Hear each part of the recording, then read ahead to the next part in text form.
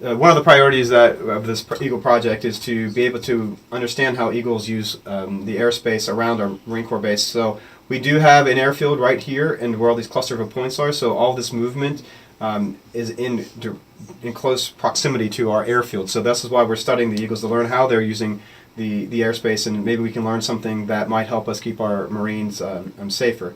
So I'm going to show you the movement of an eagle that we captured on Marine Corps Base Quantico from the time it was a chick. We climbed the nest, fixed the transmitter to it, and so Washington, D.C., Fredericksburg, and we're zoomed out so we can show the vast movement of this bird. So it spent a lot of time here as a eaglet before it was able to fly. So then once it did take flight, it didn't take long for it to make a lot of movement. So we threw up through Germantown, up into the Harrisburg area, and some of these colors are showing you from the early stages of the flight pattern to when finally down here when it ended. So the blue is about a couple days worth, and then this one journey here is 1 day's worth, and then this journey up to the Buffalo area and back only took the bird 2 days. Eventually, this was all through the winter that it spent its time up here.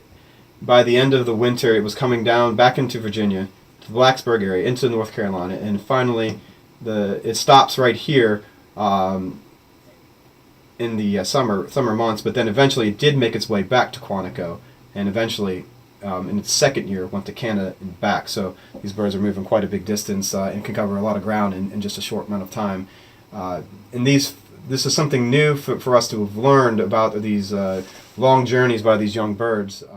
The initiation of this project actually was we had an Eagle airstrike with an aircraft, and so we were lucky enough that we were able to join in on this study when it was going on and be able to collect this information.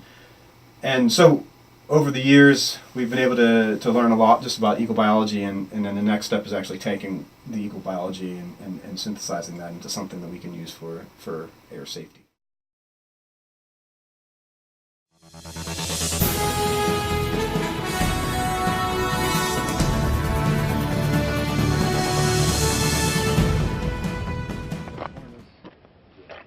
Oh, there we go.